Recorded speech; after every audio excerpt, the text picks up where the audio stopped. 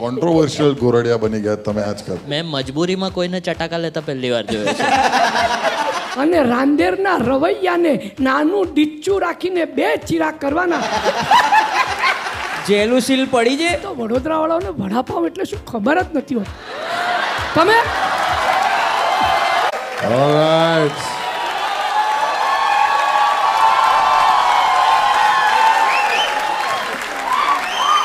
Sanjay sir, welcome back.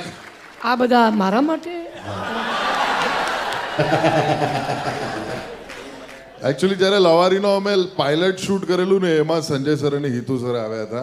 So this is the second time we are actually having in the proper લવારી setup mister Sanjay Goradia. Everybody come on. Thank you. પણ Sanjay sir, તમે recent ટાઈમ્સમાં ધૂમ મચાવી રહ્યા છો ખતરનાક મૂવીઝમાં, ખાસ કરીને સ્ટેજ પર તો તમને ઘણી વખત જોયા છે, પણ તમે જે અત્યારે આ વર્ષે જે તમારી મૂવીઝ આવી છે કમઠાણ અને પછી જમકુડી, અને બંને પિક્ચરમાં તમે બહુ એકદમ ધમાલ મચાવી રહ્યા. તો હવે એવું થાય છે કે સ્ટેજની જગ્યાએ મૂવીઝ વધારે કરીએ? બિલકુલ નહીં. થિયેટરની આદત લાગી ગઈ છે અને ફિલ્મો કે વેબ સિરીઝ અને નાટકમાં એક મોટો ફરક છે.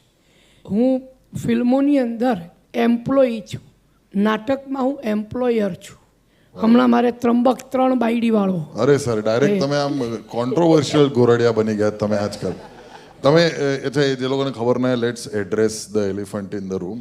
અને આપણે વાત કરીશું ત્રંબક 3 બાયડીવાળો. આજકાલ તમે છાપે ચડ્યા છો ફોર રોંગ રીઝન્સ, અને ઘણી બધી ચર્ચાઓ થઈ રહી છે એ નાટકને લઈને, ખાસ કરીને એના પોસ્ટરને લઈને. એવું છે કે પોસ્ટરમાં મારો ઈરાદો કોઈ જ જરાક પણ ખરાબ નહોતો. એ 3 છોકરીઓ એ ત્યાં નીચે બેઠી છે અને એ ત્રણેયના ચોટલા મારા હાથમાં છે. આઈડિયા એ હતો કે 3 ઘોડીઓ અને હું અસવાર, એ પ્રકારનો કોન્સેપ્ટ હતો. જ્યારે પોસ્ટર જ્યારે છાપામાં આવ્યું કોઈએ વિરોધ નહોતો કર્યો. બીજા દિવસે જ્યારે સોશિયલ મીડિયામાં પોસ્ટ કર્યું ત્યારે વિરોધ શરૂ થયો કે તમે 3 કૂતરીઓને લઈને ફરાવા નીકળ્યા છો.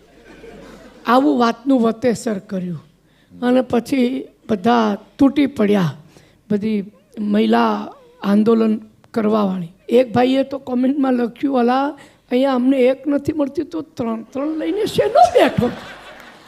એટલે ખરેખર કહું છું. ના, પણ એટલે તમને એવો વિચાર ના આવ્યો કે એટલે પોસ્ટર તમને પ્રોબ્લેમેટિક? કારણ કે મારા પર્સનલ ઓપિનિયનમાં તો મેં જ્યારે પહેલી વાર પોસ્ટર જોયું તો મને એવું લાગ્યું કે સંજય સરે આવું કેમ પોસ્ટર બનાવ્યું? ના, મને એવું નહીં લાગ્યું કે એમાં કોઈ વાંધાજનક છે. અને ઘણીવાર એવું થતું હોય છે ને, મેં તરત જ પોસ્ટર કાઢી લીધું. મેં કે ઓકે, નથી ગમતું, કાઢી લીધું. પણ પછી લોકોએ એના ટાઇટલ સામે, બાયડી શબ્દ સામે વાંધો કર્યો. પછી પોલીગમી ઉપર આવ્યા, બહુ પત્નીત્વવાળા નાટક જુઓ તો ખરા. કે અમે એમ હોય કે હું 3 સ્ત્રીઓ સાથે લગ્ન કરતો હોઉં ને એમની સાથે રહેતો હોઉં તો બહુ પત્નીત્વને પ્રોત્સાહન આપ્યું ગણાય. નાટક જોયા વગર તમે નક્કી કરો છો. અને બાયડી શબ્દ તો એટલો વગોવાયો છે આ મારા નાટકને કારણે કે ગુજરાતમાં તો સેન્સર બોર્ડે બાયડીનું બૈરી કરાવ્યું. અચ્છા, એટલે ચેન્જ કરાવ્યું. હા, એટલે ત્રંબક 3 બૈરી વાળો. હા, એવું ગુજરાતમાં. એમને 3 થી વાંધો ના આવ્યો. 3 થી વાંધો. પણ ગુજરાતની બહાર ક્યાંય પણ જઈશું આખી દુનિયામાં, અને મહારાષ્ટ્રમાં, મુંબઈમાં, ત્યાં બાયડી શબ્દ હશે. અચ્છા, એવું? પણ તમને હું આ 3 પત્નીવાળો એક જોક તમને કહું કે એક કઠિયારો હતો.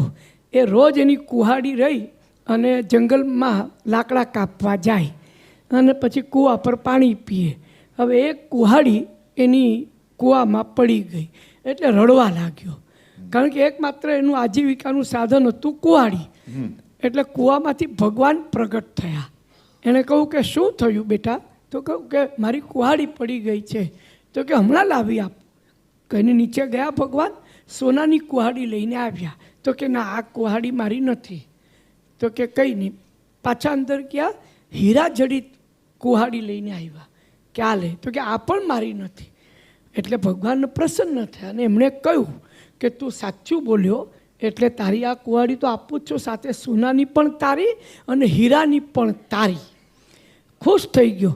એ 2 સોનાની ને હીરાની કુહાડી વેચી અને એણે તો બંગલો બાંધ્યો અને ખૂબ પૈસા આવી ગયા. પણ કામ કઠિયારાનું જ કરવાનું. હવે એ કઠિયારાના લગ્ન થયા અને એ એક દિવસ એની પત્નીને લઈને એ લાકડા કાપવા ગયો ને ત્યાં કૂવો આવ્યો. એટલે એણે કહ્યું કે જો આ એ જ ઐતિહાસિક કૂવો છે કે જ્યાં મારી કુહાડી પડી ગઈ હતી અને પછી ભગવાને લાવી આપી હતી. પત્ની બહુ આમ શ્રદ્ધાળુ હતી એટલે એને આમ બહુ ઊંડે સુધી જોવાનો પ્રયત્ન કર્યો કે ક્યાંક ભગવાન મળી આવે, ક્યાંક ખૂણામાં બેઠા હોય. તો એમાં ને એમાં તો એ પડી ગઈ નીચે. હવે પાછો આ કલ્પાંત કરવા લાગ્યો, હે ભગવાન મારી પત્ની પડી ગઈ. પાછા ભગવાન બહાર આવ્યા અને કહ્યું કે મારી પત્ની અંદર પડી ગઈ છે. તો આલિયા ભટ્ટને કાઢી. તો કઠિયારે કહ્યું કે હા મારી જ છે. પણ પછી રણબીરનું શું? પણ ના ભગવાને કહ્યું કે સાલા તું જૂઠું બોલ્યો કે અગાઉ જ મેં તારી પરીક્ષા લીધી હતી ત્યારે તું સાચું બોલ્યો તો લગ્ન થયા પછી તું ખોટું બોલ્યો કે આ તારી પત્ની છે. આલિયા ભટ્ટને જોઈને તું એકદમ જ લાલચી બની ગયો. તો કે ના ભગવાન એવું નથી કે હું આલિયા ભટ્ટની ના પાડત પછી તમે અનન્યા પાંડેને કાઢત, એની ના પાડત પછી તમે મારી પોતાની પત્નીને કાઢત, એની હા પાડત એટલે ખુશ થઈને ઓલી 2 મને ભેટમાં આપત. અહીંયા એક હચવાતી નથી, 3 ક્યાં હચવું? પણ સંજય સર મારે એ પૂછવું છે કે તમે જે આ બધા નાટક બનાવો છો આના પહેલા 2 બાયડી વાળો એક નાટક હતો, સુંદર 2 બાયડી વાળો અવેલેબલ છે યુટ્યુબ પર, જોજો. હા, અને ત્રંબક 3 બાયડી, બૈરાઓનો બાહુબલી. હા, તો શું એટલે પ્રોબ્લેમ શું બૈરીઓથી? એટલે તમારી પોતાની સગી બૈરી શું કે છે આના વિશે? મારી પત્ની છે ને એ મારું ખાલી બેંક બેલેન્સ જુએ છે. પૈસા આવે છે ને આ બસ તું કરતો રહે, જેટલી બૈરી કરી. એમણે 15 સુધીની છૂટ આપી છે. ના પણ મેં આ 3 નાટકો તમને યાદ રહી ગયા. બાકી મેં 12 રિટાયર થાય છે જેવું નાટક બનાવ્યું છે. મેં શરમન જોશી સાથે અમે લઈ ગયા તમે રહી ગયા બનાવ્યું છે. દિલીપ જોશી સાથે જલસા કરો જયંતીલાલ મેં પ્રોડ્યુસ કર્યું છે. લાલી લીલા મેં નાટક બનાવ્યું છે. મેં જંતર મંતર નામનું નાટક બનાવ્યું છે. પદ્મારાણી સાથે બાય મારી બાઉન્ડ્રી બનાવ્યું છે. બા તને ક્યાં રાખવું બનાવ્યું છે. કેટલા નાટકો, 102 નાટકો અત્યાર સુધી મેં પ્રોડ્યુસ કર્યા છે. એટલે હું માનું ઘણીવાર કે ભાઈ આ નાટકમાં ત્રંબકમાં મારો દાખલો ખોટો પડ્યો પણ રીતના માર્ક્સ તો આપો. મારો પોઈન્ટ આ છે. પણ એ ઓડિયન્સમાં તો કેવું હોય સર કે મને એવું લાગે છે કે you are as good as your last show. એટલે તમે છેલ્લે જે કર્યું એ લોકોની મેમરીમાં મને એની સામે કોઈ જ વાંધો જ નથી. પણ જે લોકો આના પર જજમેન્ટ પાસ કરવા બેઠા છે ને એ લોકોને બધું જ ખબર હોય છે. મેં મમ્મી મારી માઇન્ડ બ્લોઈંગ પણ બનાવ્યું છે ને મમ્મી 20ની ને દીકરી 40ની પણ બનાવ્યું છે ને ખૂબ સ્ત્રીલક્ષી નાટકો મેં બનાવ્યા છે. હવે 102 નાટકોના નામ તો યાદ ક્યાંથી હોય મને. અને આપણો એટલો સ્લોટ લાંબો નથી. હું એ વાત કહેતો હતો કે સરની સાથે હું પ્રમોશન્સમાં કમઠાણ અમે જે જોડે કરી હતી તેના પ્રમોશન્સ માટે નીકળતા હતા. અમે લોકો થિયેટર વિઝિટ માટે જતા હતા. તો તેમાં મને એમ હતું કે એમણે હવે આટલા બધા નાટક પ્રોડ્યુસ કર્યા છે તો ઇન્સાઇટ્સ બી ઘણી હશે, શીખવા બી ઘણું મળશે. તો હું એમની સાથે એ બધી વાર્તાઓ કાઢું એમ કે સર તમે જે આ પેલું પાછલું નાટક કર્યું હતું તો તેની અંદર સ્ક્રિપ્ટ એટલે રાઇટિંગનો ફેસ શું હોય, કારણ કે મને થોડું એ બી ખરું કે મને કેવી રીતે સ્ટેન્ડઅપમાં બી મદદ કરી શકે. આમ તો હું વાતો કઢાવતો હતો સર કે જો એમાં એવું છે ને કે આપણે જો ગાંધીનગરમાં છીએ, મેં કીધું ઓકે અહીંયા છે ને મસ્ત જગ્યાએ એક પેલું આપણે શું ખાવા ગયેલા, સેવપુરી કે શું ખાવા ગયેલા ગાંધીનગરમાં ઢોકળા ખાવા માટે. તો કે અહીંયા એક બહુ સરસ જગ્યાએ ઢોકળા, આપણે ત્યાં બેસીને વાત કરીએ. ત્યાં ખાવા ગયા, ત્યાં ખાલી સર ખાઈ રહ્યા છે. પછી ત્યાંથી નીકળ્યા બીજે પ્રમોશન માટે વડોદરા, તો કે અહીંયા આ બહુ મસ્ત મળે. મેં ખાધું છે, હા મારે બાકી છે કરીને ત્યાં બી ગયા.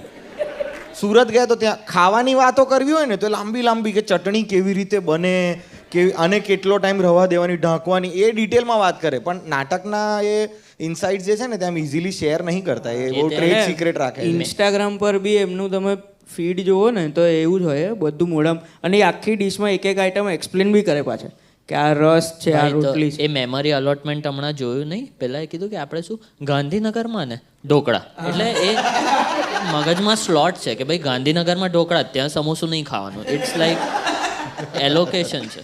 એ સર બહુ ગજબ ફૂડી છે. એ તો બધા મારે દર શનિવારે ગુજરાતી મિડ ડેમાં કોલમ લખવાની હોય છે ભાઈ, એટલે મારે તો કંઈક ને કંઈક શોધતા જ રહેવું પડે. કોઈ બે જણા વાત કરતા હોય ને ખાવાની, તો હું આમ કાન લગાડીને આમ બેસી જાઉં કે કંઈક કોઈક જગ્યાની વાત કરતા હોય તો ત્યાં જઈને હું એ ચાખું અને એના વિશે લખું. મેં મજબૂરીમાં કોઈને ચટાકા લેતા પહેલી વાર જોયો છે કે અરે ખાવું પડે છે યાર છે. હું તો કહું છું જ, મારા ઇન્ટરવ્યૂમાં કહું છું કે હું તો તમારા માટે ખાઉં છું, બાકી મને તો ડાયાબિટીસ છે. પણ સર અહીંયા જે મકાબોની ઓડિયન્સ છે, તો અહીંયા ખાવા લાયક વસ્તુ શું? તમારી ફેવરેટ કઈ રેસ્ટોરન્ટ કે? હું કહું અસ્પીની બહાર તમે જાઓ, ડાયગનલી ઓપોઝિટ એક ભેળપુરી સેવપુરી ને સેન્ડવિચ વાળો છે, ત્યાં જાઓ, મજા પડી જશે. આજે એની રોકડી જબરદસ્ત થવાની. હા, પણ તમારું ફેવરેટ ફૂડ કયું? કોઈ પણ ટાઈમે ક્યારે પણ કશે પણ ખાઈ શકો એવું? ઓરિએન્ટલ ફૂડ હું ખાઈ શકું. એમાં સુશી છે કે ચાઇનીઝ કોઈ પણ આઈટમ હોય એ બધું જ હું ખાઈ શકું. મને તમે ગમે ત્યારે ચાઇનીઝ આપો તો હું ખાઈ શકું, જાપનીઝ ખાઈ શકું.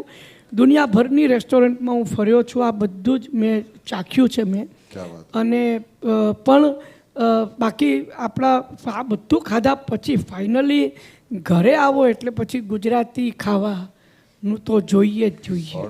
એટલે સુશીમાં પેટ તો નહીં જ ભરાતું હોય ને સર? ના, બધામાં પેટ બધામાં ભરાય, પણ મન છે ને, મન એ ઘરના ખાવા નથી ભરાય. યસ સર, તો પેલો જે ડાયલોગ હતો તમારો છેલ છબીલો ગુજરાતીમાં, એ તમે લખેલો કે પછી એ લખાયેલો જ હતો ને તમે એને? ના, એ ડાયલોગ ઇમ્તિયાઝ પટેલે લખ્યો હતો, છેલ છબીલો ગુજરાતીનો, કે ખાવું એ માણસની સર્વપ્રથમ જરૂરિયાત છે, અને શું નથી આપણી પાસે ખાવા માટે? પોરબંદરની ખાદી, શિયોરના ફાડેલા દૂધના પેંડા, રાજકોટની ચટણી, ભાવનગરના ગાંઠિયા, આણંદના ગોટા, નડિયાદનું ભૂસું, સુરતની અમીરી ખમણ ઘારી, વડોદરાનો લીલો ચેવડો અને ખંભાતનું હલવાસન. અને ઊંધિયાની તો મજા જ કંઈક ઓર છે. કતાર ગામની 3 દાણાવાળી પાપડી, ગણદેવીની વાલોર અને રાંદેરના રવૈયાને નાનું ડીચ્ચું રાખીને 2 ચીરા કરવાના, પછી એમાં કોપરું, કોથમરી, લીલું લસણ વાટેલા, આદુ મરચાંની ચટણી બનાવી ઉપરથી તેલ નાખવાનું. એમાં પાછા કન સુરણ બટેટાના મોટા મોટા ટુકડા અને સાથે મુઠિયા, આ બધાને એક કોરા માટલામાં 4 આંગળ ડૂબે એટલા તેલમાં નાખી એ માટલાને લાકડાના ડટ્ટાથી ચપોચપ બંધ કરી ઊંધું કરી 3 ફૂટ નીચે જમીનમાં દાટી દેવાનું. ઉપર છાણાનો અગ્નિ પેટાવવાનો. 2 કલાકમાં ચટાકેદાર ઊંધિયું તૈયાર. ભાઈ જેલુસીલ પડી છે ભાઈ યાર, સહેજ ઓળખાર આવી ગયો મને. મને એ જોવું છે કે ઝોમેટો પર આ માણસ કુકિંગ ઇન્સ્ટ્રક્શનમાં શું લખે છે. મને એ બી ગમ્યું કે તમે આ બધાને કીધું બાર સેવ પૂરી જોરદાર, ને કે તમારું હું શું શીખવું છું.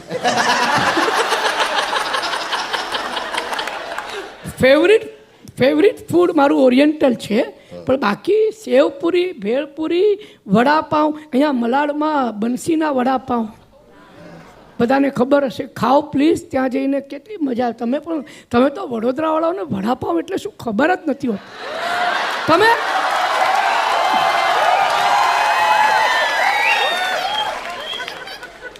અહીંયા ગુજરાતમાં છે ને, આપણે જે બોલીએ ને એના કરતાં આ લોકો ઉલટું બોલે. ભાજી પાઉં, હું પાઉંભાજી જ બોલું છું, પણ આ આક્ષેપ નહીં ચાલે. હું મોરચો આ લોકો. કાઢીશ હવે. અને દરેક જગ્યાની પોતાની ખાસિયત હોય છે. તમે વડોદરામાં જઈને વડાપાઉં શું કામ ખાઓ? તમે ત્યાં જઈને સેવ ઉસળ ખાઓ. મને એ ગમ્યું કે તમે મારા વતી જ વાળી લીધું.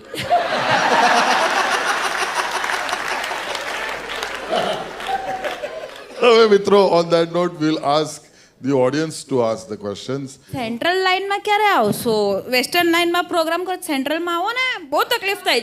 BMC નો પ્રોબ્લેમ નથી, અચ્છા. તમારો પ્રોબ્લેમ છે. મોહ માયા છોડો, ત્યાં પણ છે લોકો રે. તમે ક્યાંથી આવ્યા છો? ભાઈ થાણાથી આવી છે. અચ્છા. આવો ઘરે આવો, ચા પાણી પીવા. હું બરોડાથી આવ્યો છું, ઇડલી ખાવા આવો મારા ઘરે. ના ભાઈ, પણ થાણામાં ઓડિયન્સ તમે ભેગી કરો 100% આવીશું. આવી તો બતાડો. અમે બંને આવેલા, થાનેમાં અમે શો કરેલો. પણ લવારી આવ્યું છે શું ત્યાં? અચ્છા, એટલે મારી વેલ્યુ નથી. ઓકે, ના, ભાઈ. Thank you so much. આ કન્વર્ઝેશનનું એક મોટું કામ હતું, આને ઓકવર્ડ કરવાનું.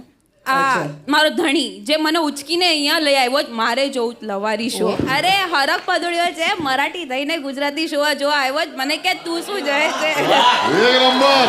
હવે next question. Thank you ma'am. Round of applause for her everybody. Yes. હા, કપાઈ જવાનું છે એડિટ પર. ચલો. સો સર આઈ રિસ્પેક્ટ કે જે પ્લેમાં કલાકારો હોય એ લોકોના ન્યુઅન્સીસ ખબર જ પડી જાય મૂવીઝમાં કે એના ડેપ્થ ઓફ ધ કેરેક્ટરના લીધે, પણ પ્લેસ કરતાં કરતાં એવું ન થાય કે આમ એક જ રોલ 150 વાર 200 વાર કંટાળો ન આવે? નાટક એનું એ હોય છે, ડાયલોગ્સ એના એ હોય છે, પણ પ્રેક્ષકો તો દરેક શોએ જુદા હોય છે ને. અને અમે પ્રેક્ષકો માટે કરીએ છીએ. Next question. તમારા નાનપણથી અમે શોઝ જોઈને મોટા થયા છે અને એટલા બધા એપિક ડાયલોગ્સ તમારા હજી પણ યુટ્યુબ ઉપર જોઈને વારંવાર હસીએ છે. એમાંથી એક તમારું એપિક લાફ્ટર એક છે અને એક 3 રોકેટ મોકલાવશું ચાંદ પર. Can we have a glimpse of it please? પેલું લાફ્ટર જે છે ને, એ તો હું ઓલું મન પિક્ચરમાં હસતો હતો, એ ફ્લોપ થઈ ગયું ને ત્યાર પછી મારું હસવાનું બંધ થઈ ગયું.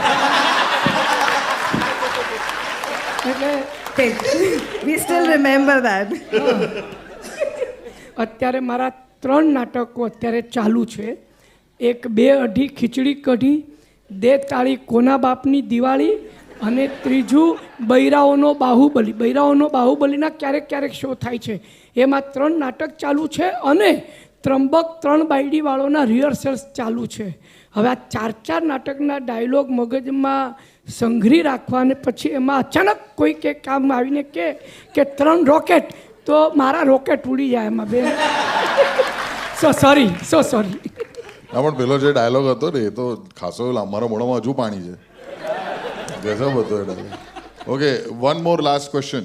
સર, એક ક્વેશ્ચન એ છે કે અત્યાર સુધી તમે આટલા બધા શોઝ નાટક કરેલા છે, તો એમાંથી એવું કયું લેસન છે કે જે લાઈફમાં એકદમ એક્સપિરિયન્સની રીતે આમ યાદ રહી, કે મતલબ એઝ અ બેડ નોટ યાદ રહ્યું પણ છે સારું, એવું કયું લેસન યાદ છે? એવું છે કે કોઈ પણ નાટક જ્યાં સુધી તમે પ્રેક્ષક સામે ભજવતા નથી ને, ત્યાં સુધી તમને ખબર જ નથી પડતી કે આ સારું છે કે ખરાબ છે. આ જે મિસ્ટ્રી છે ને, એ અમારા માટે, જેને માટે હું કામ કરું છું. અત્યારે ત્રંબક 3 બાયડીવાળોમાં રોજ અમે નાટક તૈયાર થઈ ગયું છે, છેલ્લો સીન બાકી છે. અમે કોઈકને બોલાવીએ, બધા કહે કે બહુ સરસ છે, આમાં મજા આવી. પણ જ્યાં સુધી નાટકનો પહેલો શો નહીં થાય ને, ત્યાં સુધી અમને ખબર નહીં પડે કે લોકોને નાટક ગમ્યું છે, નથી ગમ્યું, લોકો કેટલા હસે છે, કેટલા નથી હસતા, લોકો વોકઆઉટ કરી જાય છે. આ કોઈ જ માણસ દુનિયામાં આને જજ કરી શકતું નથી જ, અને આ જ મિસ્ટ્રી મને ગમે છે. જોરદાર. અને હવે ક્યારે આવે છે સર એનો પહેલો પ્રયોગ, ક્યારે થવાનો છે? ત્રંબક 3 બાયડીવાળો, જેનું બુકિંગ બુક માય શો પર છે. આ મારું પ્રમોશન નથી. અત્યારથી બુક કરશો તો ટિકિટ મળશે. એના 1-2 દિવસ પહેલાં કદાચ ફૂલ પણ થઈ જાય, એટલે તમને કહું છું. બાકી કોઈ પ્રમોશન કરવા નથી આવ્યો, હું તમને હસાવા આવ્યો છું. સર, પણ મારો પ્રશ્ન એ છે, સેન્ટ્રલ લાઈનનું શું?